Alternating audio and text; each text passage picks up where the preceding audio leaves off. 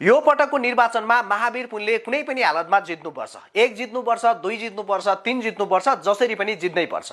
चाहे म्याग्दी जिल्लामा रहेका होस् वा देश विदेशमा रहेका युवाहरू, यदि यो देश बनेको साँच्चै हेर्न मन छ भने तपाईहरुले पनि आफ्नो ठाउँबाट महावीर पुनलाई जिताउन सक्दो भूमिका खेल्नै पर्छ। यो निर्वाचनमा म कुनै पनि दल वा तिनका उम्मेदवारहरूलाई सपोर्ट नगर्ने पक्षमा छु, तर महावीर पुन जस्ता व्यक्ति चाहे दलबाट उठुन् चाहे स्वतन्त्र मैले समर्थन गर्नै पर्छ, किनकि यो मेरो कर्तव्य र धर्म पनि हो।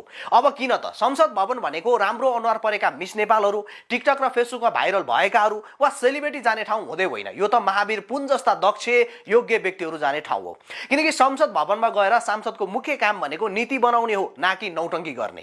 हुन त अहिले म्याग्दी जिल्लामा कतिको विकास भएको छ थाहा छैन, तर आजभन्दा 6-7 वर्ष पहिले म एकपटक म्याग्दी पुगेको थिएँ।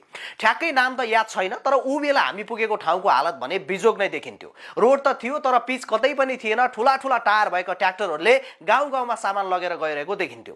अझ हामी त्यहाँ पुग्दा गाउँका आमा बुवाहरूको एउटा ठुलो गुनासो भनेको चाहिँ हामीलाई हाम्रै गाउँघरमा उपचार गराउन सक्ने अवस्था भएन, एउटा राम्रो अस्पताल चाहिँ जसरी भए पनि चाहिन्छ भनेर हामीलाई पनि भन्नुहुन्थ्यो। अब यहाँको मतदाताकै हिसाब गर्ने हो भने आजसम्मको डाटा अनुसार 86,120 जना मतदाता हुनुहुन्छ, जसमध्ये निर्वाचनमा 50,000 हाराहारी मात्रै उपस्थित हुने गरेको पछिल्लो डाटाहरूले देखाउँछ। यो जिल्लामा अहिलेसम्म कांग्रेस र एमाले बीच आलो पालो प्रतिस्पर्धा र जित हुँदै आएको देखिन्छ, जसअनुसार अघिल्लो निर्वाचनमा नेपाली कांग्रेसबाट खमबहादुर गर्बुजा 24,021 मत ल्याएर निर्वाचित भएका थिए भने उनको निकटम प्रतिद्वन्दी एमालेका उम्मेद्वार हरिकृष्ण श्रेष्ठले 20,189 मत ल्याएका थिए।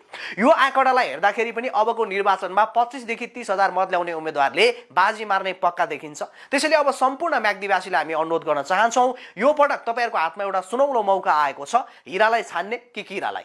अघिल्लो निर्वाचनमा जिताएर पठाउनु भएको तपाईको प्रतिनिधिले सदन भवनमा पुगेर तपाईको जिल्ला यानी कि म्याग्दी जिल्लाको लागि कति पटक बोल्नु भयो याद छ तपाईलाई? खै हामीले त यो नाम खासै सदनमा सुन्नै पाएनौं, व्यक्तिको त परको कुरा। त्यसैले म्याग्दी जिल्लावासीले अब दायाँ बायाँ नसोचिकन चुपचाप महावीर पुनलाई जिताएर पठाउनै पर्छ। महावीर पुन को हुन्, कस्ता व्यक्ति हुन्, उनी के गरेका छन् भन्ने कुरा त हामीलाई भन्दा तपाईहरुलाई बढी थाहा नै होला, किनकि उहाँ त्यही जन्मिएर आफ्नै दममा अमेरिका जस्तो सुविधा सम्पन्न देश पुगेर अध्ययन गरेर फेरि आफ्नै देश फर्किएर देशको लागि योगदान गर्नु भएको व्यक्ति हुनुहुन्छ। अझ महत्त्वपूर्ण कुरा त के छ भने यदि उहाँले चाहनु भएको भए यो निर्वाचनमा पनि सजिलै जित्न सकिने क्षेत्रहरू जस्तै काठमाडौँ ललितपुर जस्ता ठाउँबाट चुनाव पुर्न सक्नुहुन्थ्यो, तर उहाँले त्यस्तो सजिलो बाटो रोज्नु भएन, किनकि चाहे अमेरिकाबाट फर्किएर पहिलो वायरलेस इन्टरनेट जडान गर्दै गर्दा होस् या अहिले चुनाव लड्दै गर्दा होस् आफ्नै जन्मथलो रोज्नु भएको छ। त्यसकारणले गर्दाखेरि हामी बाहिरी जिल्लाकै भए पनि आजको दिन म्याग्दी जिल्लामा महावीर पुनसँग तुलना गर्न मिल्ने अरू कुनै पनि उम्मेदवार देखिँदैन। अझ म त के भन्न चाहन्छु भने त्यहाँ अहिले उठेका सबै उम्मेदवारहरू यदि देश र जनताप्रति जिम्मेवार छन् भने सबैले महावीर पुनलाई समर्थन गरेर निर्विकल्प जिताउनतिर लाग्नुपर्छ। र म फेरि पनि भन्न चाहन्छु, संसद भवन भनेको टिकटकरहरू, फेसबुकरहरू या भाइरल भएका अनुहारहरू फेसबुकमा, टिकटकमा अथवा युट्युबमा लाइक कमेन्ट आउनेहरू जाने ठाउँ हुँदै होइन। यहाँ त देश बुझेको, कानुन बुझेको, संविधान बुझेको हैन त्यस्ता व्यक्तिहरू, विज्ञ व्यक्तिहरू जाने ठाउँ हो, किनकि संसद भवनले नीति बनाउने हो र संसदले बनाएको नीतिले सिङ्गो देश चल्ने गर्दछ। संसदले प्रधानमन्त्री बनाउँछ, संसदले मन्त्री बनाउँछ। त्यसकारणले तपाईं र हामीले संसदमा जबसम्म योग्य व्यक्ति पठाउँदैनौँ तबसम्म हाम्रा देशहरू विकास हुँदैन। हामीलाई लाग्छ हाम्रो एरियामा चाहिँ एउटा यस्तो सांसद जिताएर पठाउँ जसले चाहिँ हामीलाई रोड बनाइदियोस्, जसले हामीलाई अस्पताल बनाइदियोस्, जसले हामीलाई यो गरिदियोस् ऊ गरिदियोस्, त्यो होइन साथीहरू। अहिले समस्या के छ भने रोड पिच नभएको समस्या म्याग्दीमा मात्रै होइन, सिन्धुपाल्चोकको मात्रै होइन, देशैभरको समस्या हो। त्यसकारणले गर्दाखेरि सबै सांसदले आफ्नो एउटा थोरै बजेट लगेर आफ्नो एरियामा मुख टाल्ने होइन। यहाँ चाहिँ नीति गतिलो बनाउन आवश्यक छ। देशमा भएको तमाम भ्रष्टाचारलाई रोक्न आवश्यक छ।